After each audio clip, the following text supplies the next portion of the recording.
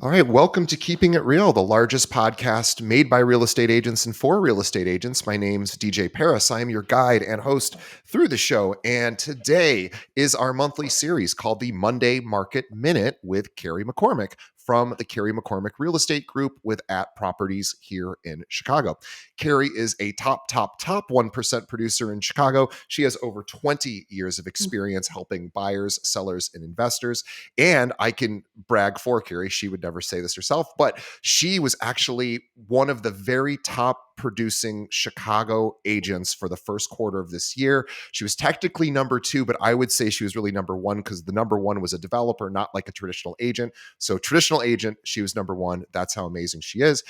She's a true superstar, an expert in everything from first-time home buyers, veteran investors, and luxury properties. She also works with a lot of developers and is often chosen to represent their high-end developments. I actually live in one of Carrie's developments, and I could not be happier to have learned about it because this is now where I live and I love it so much. And anyone who's worked with Carrie has that same feeling. So please visit Carrie at her website, carriemccormickre.com. But most importantly, follow her on Instagram. She does it all herself, which is even more insane. And it's so amazing, her Instagram. It's really a great place to look to see what other realtors are doing and having success. Her Instagram is Carrie McCormick Real Estate. We'll have a link to that in the show notes. Carrie, welcome. Thank you so much. I love that intro. Reminds me of all my hard work. So thank you. Well, I love you because I live somewhere because of you. And I'm so grateful that you had been like, you should come check out this thing a few years, 3 or 4 years ago. And I did. And I was like, okay. And that was it. So, all right. So what's going on this month? So let's talk about building your business and building a brand. We are in 2024. As DJ mentioned, I've been a broker for over 20 years. It's been a long journey. I think one comment a lot of new brokers or brokers that have been in the business for a few years, they do ask, and I love the question, is how did you do it? How did you build your brand? How did you become successful? And I will tell you, it took a lot of patience and it took a lot of hard work. Again, a few years ago, 10 years ago, no one knew my name, so it's taken this long to do what I've done and to build it. Not that I'm saying it's going to take anyone this long, but for me, it did. So I wanted just to talk a little bit about how I started in the business and how I got here. So I'm going to speed play, 20 years for everyone to listen. And just really quick, kind of off the cuff, is I just got back from Palm Beach. I just got back from Dallas. I'm headed to New York. I've been traveling so much to meet with other brokers in other markets, just to sit down and talk. Happy to do that with any of the listeners. If you want to get your office together, whether you come to Chicago or I travel to your office, I love sharing my stories. I love sharing my expertise. So happy to do that, or, contact me and maybe I'm going to be traveling in your city next. So would love to meet anyone out there. But just to talk about where I started. So I was in corporate America before I was in real estate. And from a very young age, my mother always told me I was a very rebel-spirited child. Never wanted to follow the rules, never wanted to stay in the box. So being in corporate world just wasn't my thing. I was great at my job. I worked in the .com era, which was a phenomenal time of my life. But again, being in the office at 8 a.m., making 150 phone calls or whatever they told me to do, I really just wanted to do the opposite. So one day on a fluke, I was out walking. And again, I'm here in Chicago, so I was at the Aon Centers where my office was, and I walked all the way to the West Loop, which was a very hefty and long walk at the time. I stumbled upon a construction site where I proceeded to ask the construction workers what they were doing, what were they building. I was a nuisance on the site. The manager came out and kindly asked me to exit the site.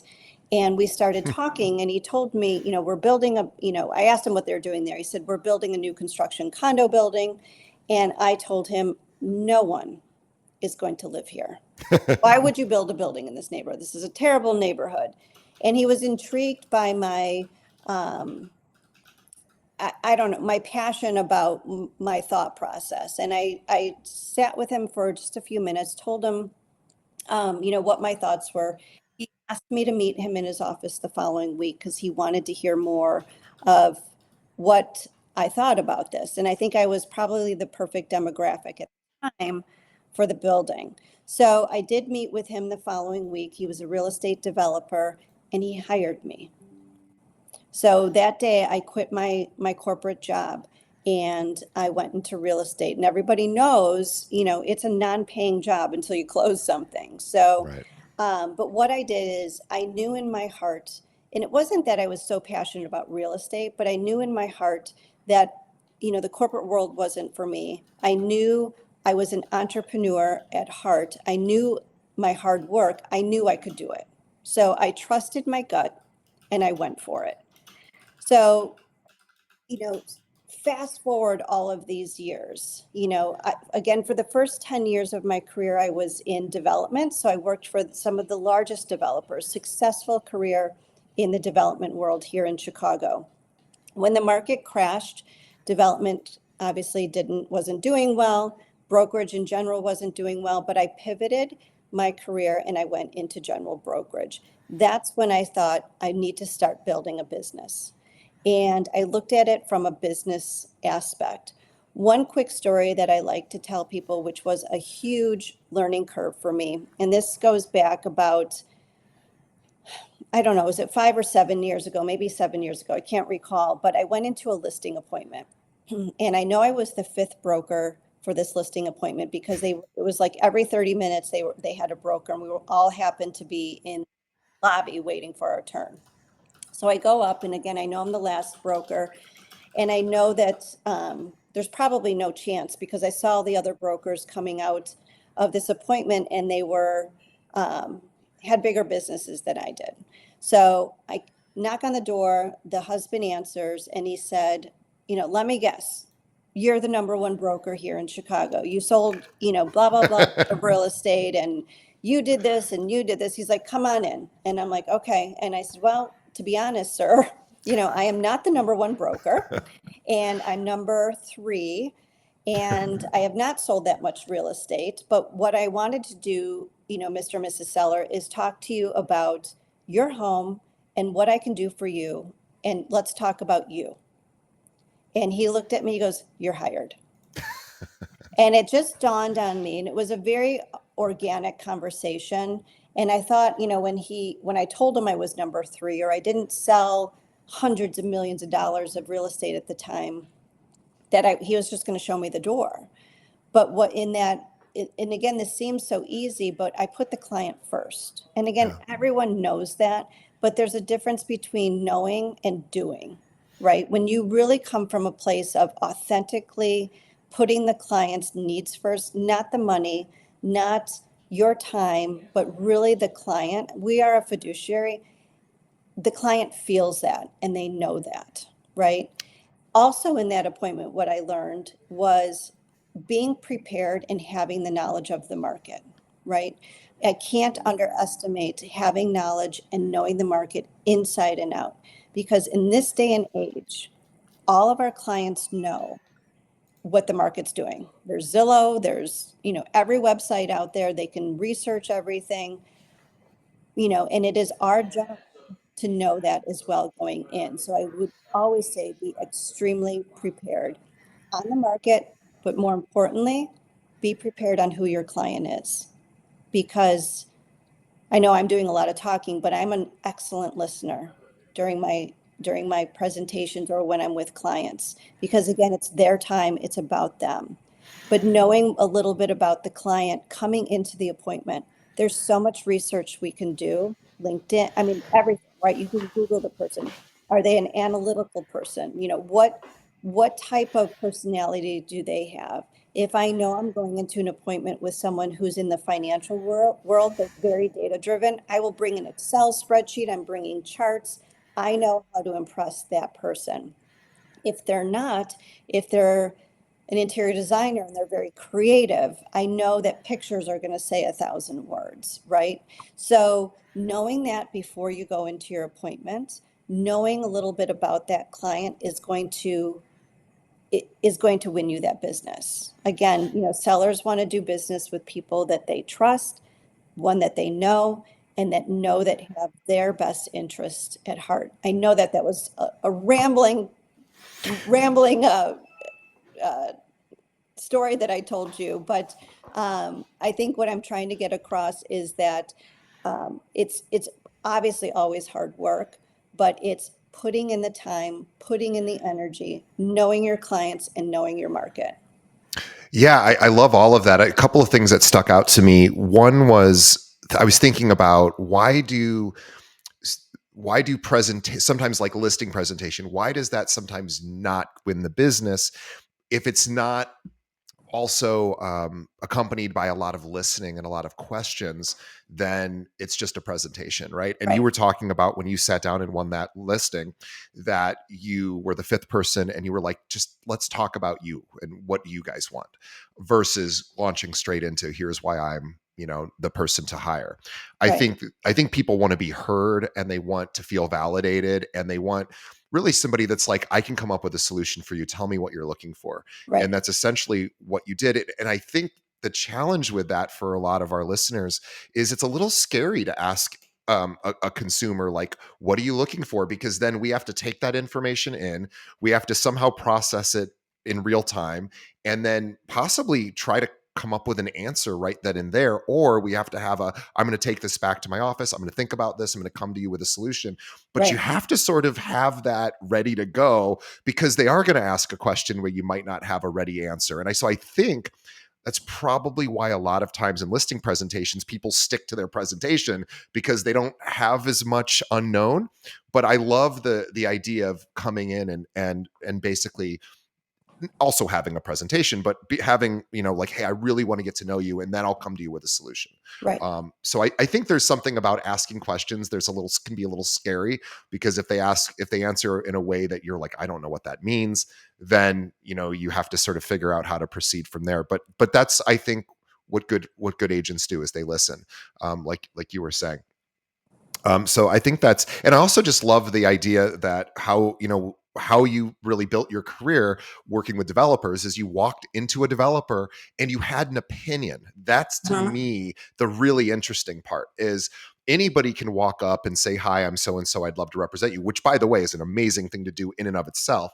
But then to say, like, I don't think this is a good idea, and here's why, is a very courageous thing to do to a developer, I Yeah. think. But it's also probably really important because a developer does want to hear, what do professionals think about what I'm doing? And I just love people that are willing to state opinions, because that's when I'm hiring a professional like an accountant or an attorney or whoever, I want opinions. I'm like, what should I be doing here? Right. Uh, how does this work? I don't want to do all the legwork. And so I love the fact that you were able to bring another perspective. And then he was like, all right, let's work together, which is That incredible. also brings up a good point, and this is, I think, important for everyone to hear this as well, is, it took me a while to figure out who I was as a real estate agent, right? So when I had started, we'll call it not in the development world, but in the general brokerage, I never had a mentor.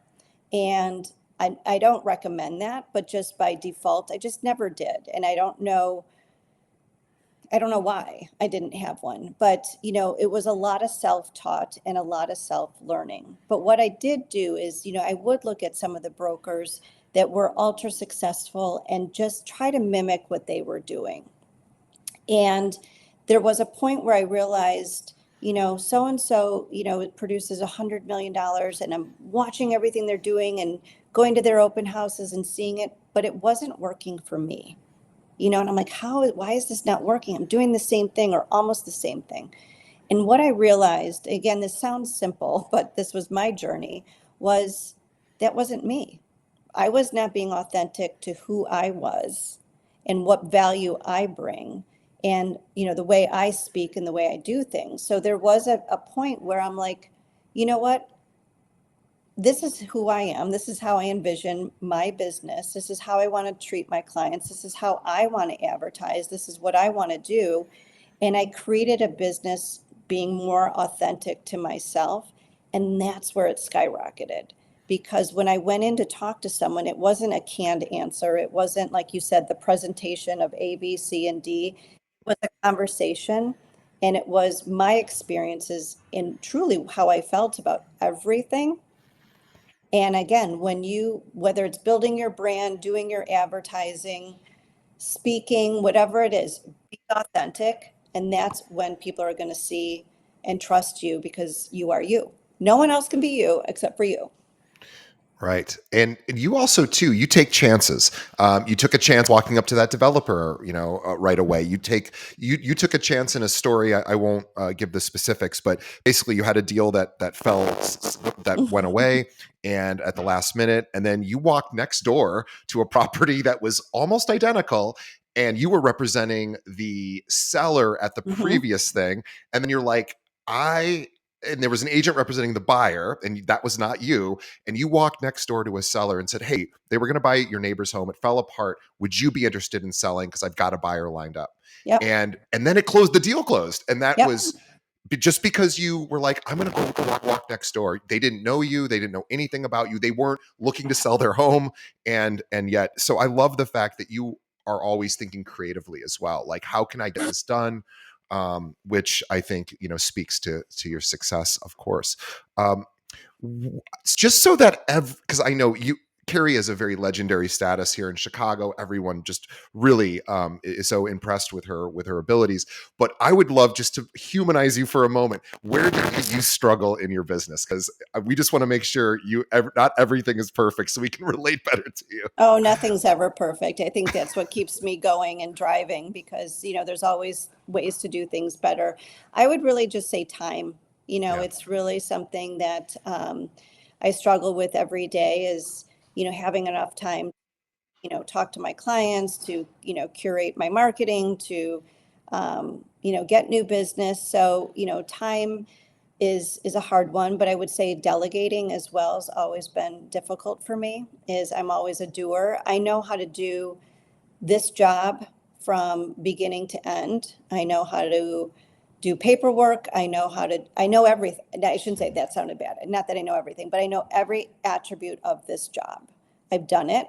Um, and so because of that too, if something comes up, I'm like, I'll just do it myself, like Yeah. whether it's paperwork or inspection stuff or, changing light bulbs, I'm a doer, but I need to learn to delegate a little bit more on some of those tasks. And I have a hard time doing that.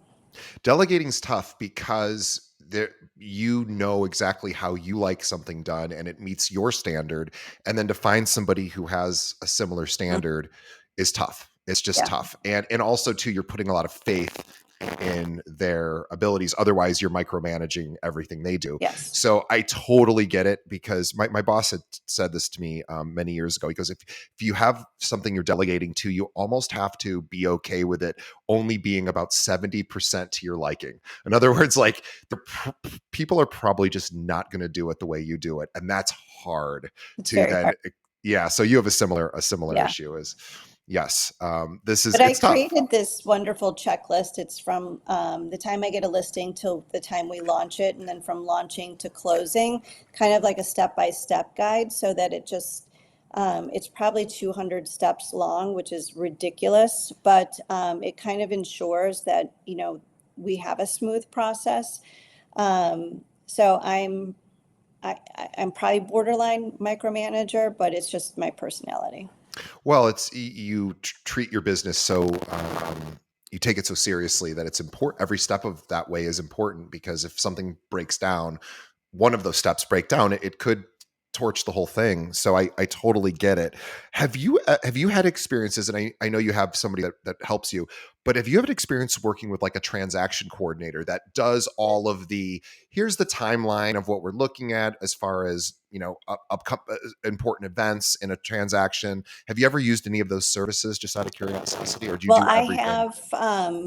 I have in the past, but I've hired my own team. So I've Yeah. got, yeah, because it's all in-house, so I can control quality control. Sure.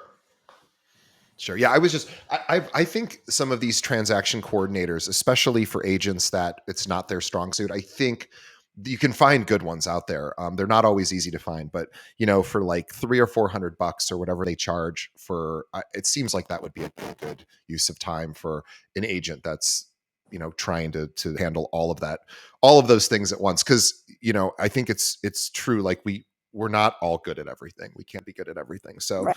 I love that stuff. One other question is, when there's market conditions that aren't favorable, so we still are in slightly higher interest rates than we'd like, and well, maybe more than slightly, and inventory is still not ideal. Mhm. um, how do you stay positive when there's some real challenges out there? I'm always a glass half full gal. I'm very solution oriented as well. Um, I mean, we can't change the interest rates. It is what it is, right? So it's just being educated on that conversation and, giving the client a good solution, whether it's the right lender or if they're going to leverage their portfolio. We can't control that, but just again, being educated on it and letting the clients know. Inventory, I'm always creative in finding inventory. Yeah.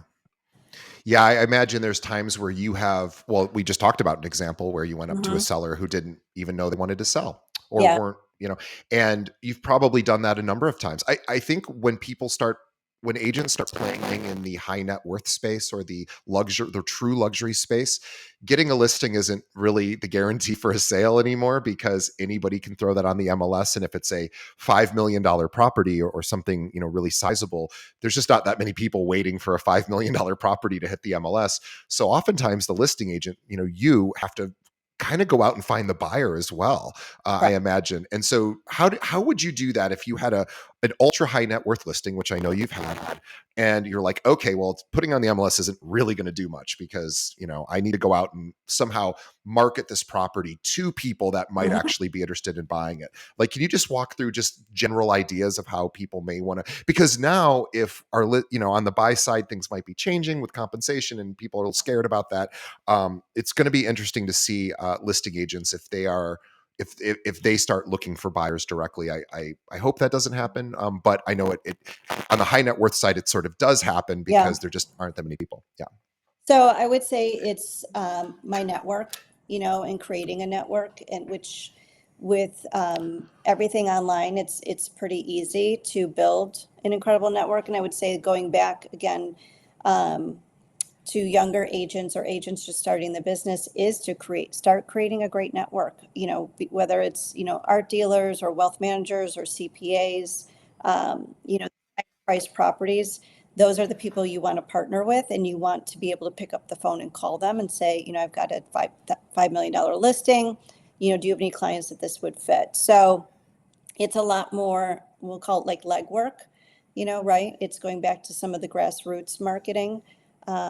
So to me, it's all about networking and picking up the phone and reaching out to people. And if you didn't know who those agents were who also play in that space, if you're like newer to that space, I guess you could go on the MLS, see what kind of transactions have closed in that space, and reach out to those agents, be like, hey, I got this new listing, I know you work with people like this. I imagine you've made those types of calls Yeah, all throughout your career. absolutely. Speaking of that, we've talked about this before, but just in case anyone's new, I just think this is such a great idea. You have obviously been in the industry long enough where people enter your local market, leave your local market, they retire elsewhere, they buy homes, they move. And so your professional network of realtors that you refer to and from obviously is really important because of your reputation. So you have gone out this last year, and I think you're still doing it now, and physically Mhm. traveling to these areas where you know that a lot of your people retire to or move to. And instead of just throwing a referral over, knowing, well, I think they're pretty good, I know, from what you want to actually go and meet with them and I see do. how they interact. And can you tell us a little bit about how that's been helpful to you? Oh, face-to-face meetings and getting to know people is so much different than just a phone call, right? It just, again, we build trust and relationships with our clients. We have to do it with our brokers, right? So to me, it shows also commitment to excellence and to how hard we work. So again, when like in Dallas, I've known these ladies down there and we've talked, and I said, you know what, I'll be there on Tuesday at 2. And, just like the reaction of like, they're like, oh my God, that's so nice that you're coming. Yeah. Well, it's important to me. Right. And so it shows the importance of the relationship. So, and plus it gets me out of cold Chicago sometimes, more importantly.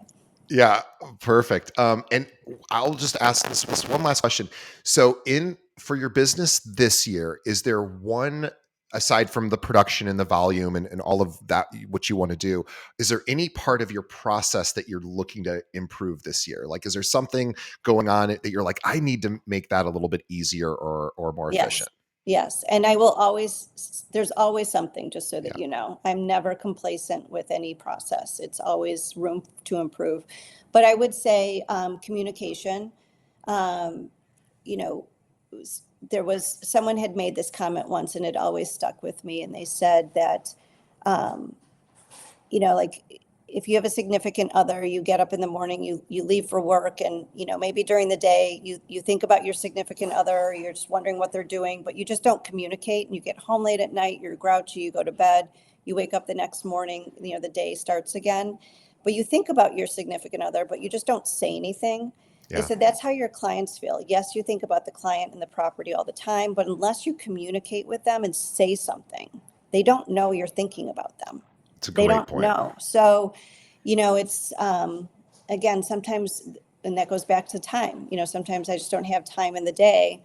And, it becomes 9 o'clock at night. I'm like, oh, shoot, I meant to call, XYZ, but now it's 9 o'clock at night. So I Yeah. send an email, which I think is a little less personal, but so just a better way to communicate. And I think that's a big thing in any business that you're in.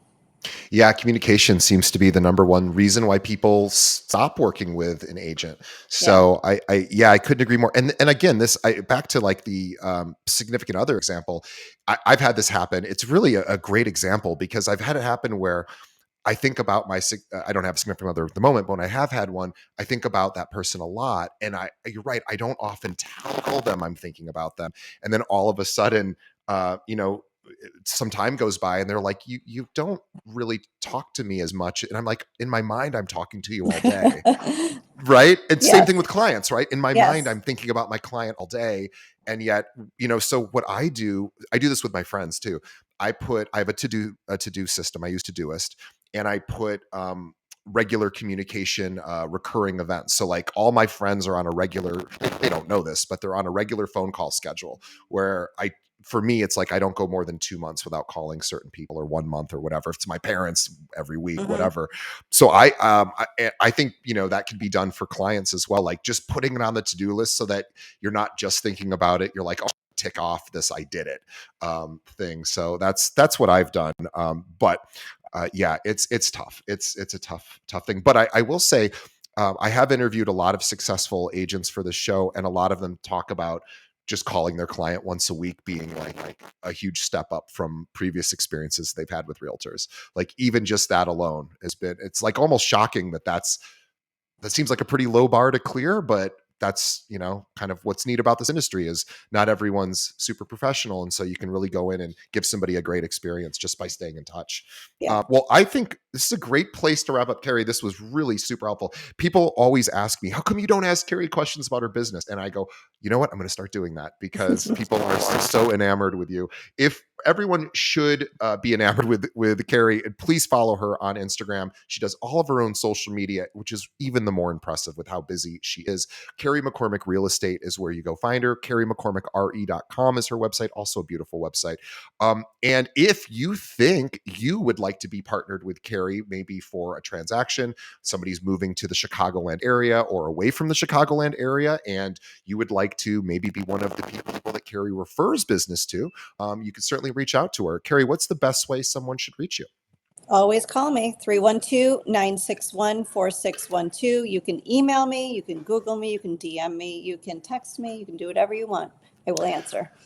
Awesome. Well, I want to thank everyone for sticking around to the end of this episode. Carrie, as usual, thank you on behalf of the audience. You provided a ton of value today. On behalf of Carrie and myself, thank you to the audience. By the way, this isn't really going to matter to anyone but me, but we had the most number of live viewers watching as we were recording than we've ever had in our entire history today. So we had about 100 people watching live, and we don't even really promote it live, so that's even more incredible. Shows how popular Carrie is here on the show. So on behalf of everyone, please tell a friend. Think of another agent that could benefit from hearing this great conversation with Carrie. Shoot them a link and hit the like and subscribe button wherever you are listening or watching us on. We appreciate it. Leave us a review. Check out our sponsors, and we will see everybody on the next episode. Thanks, Carrie. Thank you.